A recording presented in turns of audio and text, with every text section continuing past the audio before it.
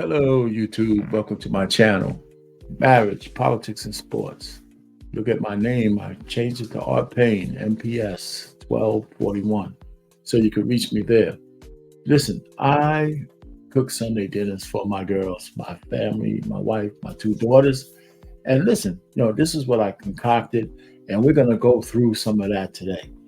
First, I'm just feel like posting something. So that's what I'm doing. And listen, if you don't cook for your ladies from time to time, gentlemen, then you're missing it. Listen, this being able to cook is a skill, and it's something that gets you a lot of brownie points. If you know what I mean. And I don't know if you really can't really throw down. You're blowing it. You are blowing it. Anyway, so I'm gonna go through uh, my preparation, a little bit of preparation, and the final product is what you see here. My plating skills ain't that good, but I just threw that up there, and I'll go through as we go through the picture on what I did and what you see in front of you. But first, like, share, subscribe to my channel. I'm trying to grow this. I'm retired, and I like YouTube, so I'm here to stay. And you might as well just give me a like, share, subscribe, make some comments. If you got some recipes, add those to the comment section. I'd appreciate it. Why not? Let's get down. Uh, and I really don't go by recipe books. I think about what I want to cook maybe a week in advance. I order the products, I order the necessary things I need. And then on Sunday, I just throw it out. So we try to do this maybe 2, 3 times a month. If I get 2 months out of my daughter because they're grown and my wife is here, we sit down and then we chop it up. When your kids get grown, the conversation changes. And it's really, really nice to hear where their heads are at. They're working, they're trying to get into relationships. They're doing the kind of things that adults do. And you feel kind of proud, not even kind of proud, you feel proud. You feel proud that the young people that you birthed, that you educated, that you helped grow into young adults, actually took heed to what you had to say as best they could, and it's just one of those kind of things. So I have girls. I didn't grow them to be independent, but I did grow them up to be self-sufficient. But anyway, a lot of these conversations are flow so much easier if you can sit around the dinner table and have conversation. That's what we got to do. Sit down at the dinner table. Everybody's going in 100 different directions, and here's an opportunity: sit around the dinner table and have a meal with each other as a family, and just chop it up. Hey, how are you doing? What are you doing? What's happening at your job? You in line for a promotion?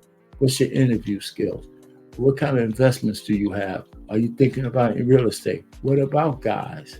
How are they treating you? Hey, don't be bullshitting. If you got a guy you like, introduce him to me, daddy, right away, so I can tell you whether he's a loser or not.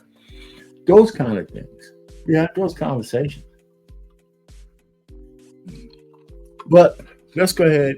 I'm gonna go through my prep, right? So I prep the food, and this is real simple, this meal.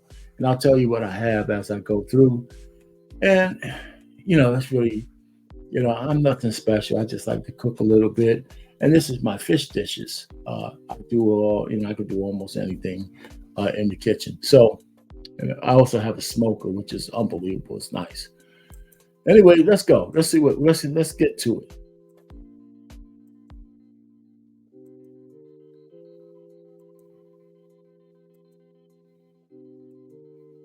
All right. This is my prep. Whether it's fish, whether it's chicken, whether it's beef, whether it's pork, if I'm gonna bake it, I always line the pan with onions, garlic, parsley, peppers as a base. I just put that down as a base and let the flavors flow up. And it's never overpowering. If you want to make a gravy, you have good stuff for that. And it just absorbs the stuff. And I never fail with this thing. I just layer the pan with these onions, sweet onions, and garlic and all this stuff. I add things as I think. So I'm gonna show you some more pictures. And this is just the prep work. I chop this shit up, put it in here, and I do that for everything. But today we're having fish. We're having, and I'm gonna get to that. So let's just keep going. I love mushrooms. So I get baby portobellos and I wash them. Hey, listen, you get mushrooms, make sure you rinse those son of the bitches uh, as good as you can. Try to get whatever grime, whatever grit, get that off of there before you put them and use them into cooking. You want them as, whatever clean means for a mushroom, that's what you're trying to do. That is what you're trying to do. So here's the mushrooms in a pot. So I put the mushrooms in a very, very low heat. Let them simmer down before I put vegetables. I make a vegetable medley, and I always use a base of fresh mushrooms. And it really works out well. And then, of course, I season everything to taste. Use very, very little salt, but you lose a little bit of salt, but not a lot. Just because salt could overpower the taste of almost everything. So I'm very judicious with the salt. All right, so you had some salmon, and we had this fish. The first time I ever had this fish called basa fish, B-A-S-A. My wife said, "Why don't we get a white fish?" And we're going to need this because the salmon, I have to cook that a little bit differently. So what I put on the salmon is a little bit different than what I put on the basa fish. Now, I seasoned them both, by the way, but you see that both laying on the bed of onions and all that kind of stuff. And it really works out well when you have that laid flat on there. And when you cook these things, baby, I use at 350 and a good 30 minutes, 35 minutes. If you're not safe, I just turn the bacon oven off, open it up, let the heat run out just in case you want a little bit more cook time, but you don't need it. Mine came out perfectly at 30, 35 minutes. And so we'll just let you know. So it don't take that long to cook this. All right, so here it is when I dress it up. I seasoned both of these meats. So for the basa fish, B-A-S-A, I put a lot of different Cajun seasoning on it, garlic and pepper and parsley, some sage, rosemary, some thyme, and just like the song. And I did that for the salmon as well. But what I did different for the salmon is took some butter and I melted it down with some of the parsley on it, and I drenched this in that butter. And then I took some oranges I had, and I squeezed orange juice all over this fish. Some people like lemons. I don't like lemon on fish, right? But oranges, tangerines, they're in the same family. I use them because I like the sweetness rather than what lemons give you. So I do oranges. So other than it really comes out better for me. I don't need a lemon taste on my fish, but orange, it gets right into that. So just think about that when you're cooking. You don't have to be, hold to what everybody else does. I never like lemon on my fish. I think it makes it taste terrible. They use lemon, from my understanding, because the fish was going bad. And they used to use lemon to mask the horrible taste of bad fish. So when your fish is fresh, you don't need that shit, man. That's what I think the lemon came from, right? If I'm wrong, somebody correct me in the comment section. I'm taking all comments. All right, so the mushrooms are under there. So I had some corn and some spinach, and I just put those in there. And when this cooks down, I throw some, I season it to taste, a little bit of soy sauce, a little bit of some other things in there, some garlic salt, some garlic paste, a few other things to make this thing taste just well. Not too much salt. Again, I throw a stick of butter in there too. Then I let this just go ahead and do its thing on the low heat. So that's your vegetable, right? Your vegetable, your little starch, your mushrooms, and that goes with fish, that goes with anything, beef, pork, whatever you have. So I do different medleys with different vegetables. You'll be surprised how many things just marry up in nature. So here's my scallop. So I had some scallops, and my daughter was coming over, and she hasn't been over in a while.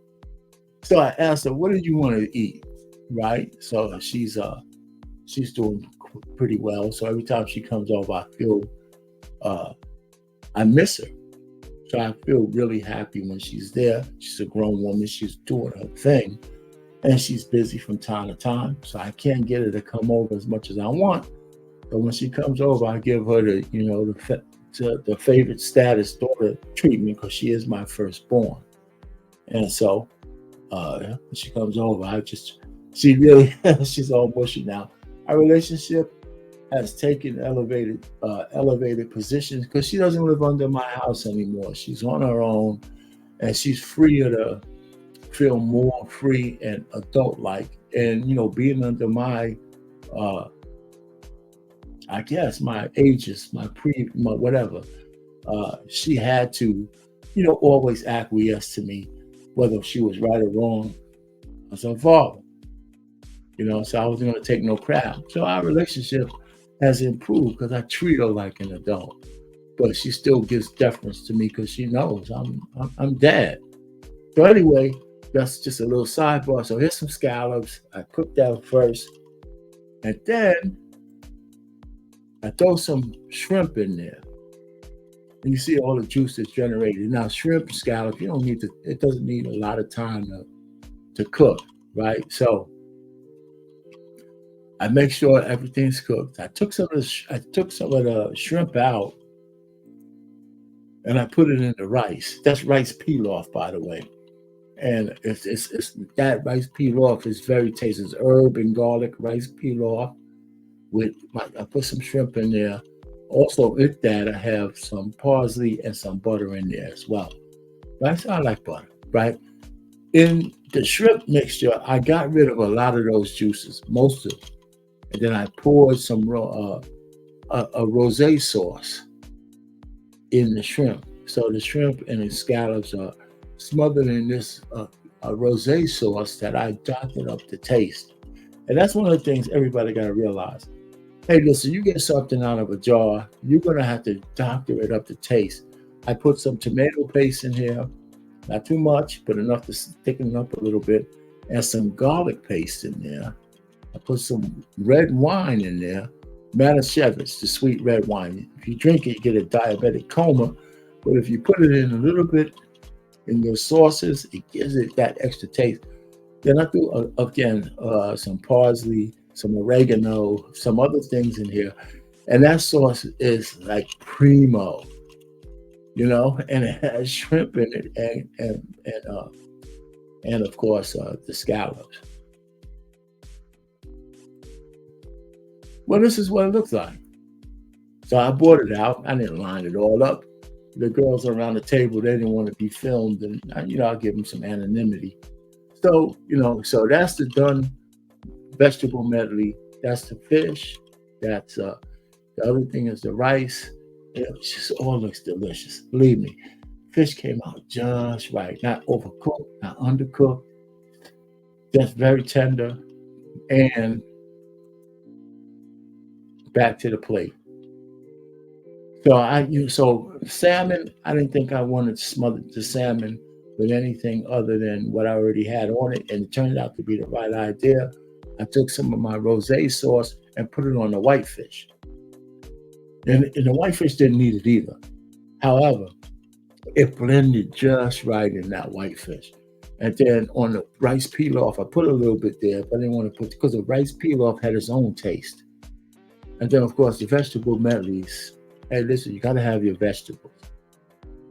So it was just all good. Yeah, and I did it. I did it. And you know how many pans I used? 4, 5, 5 pans. That's it. So I didn't even have to make a mess. I used a colander to clean my stuff.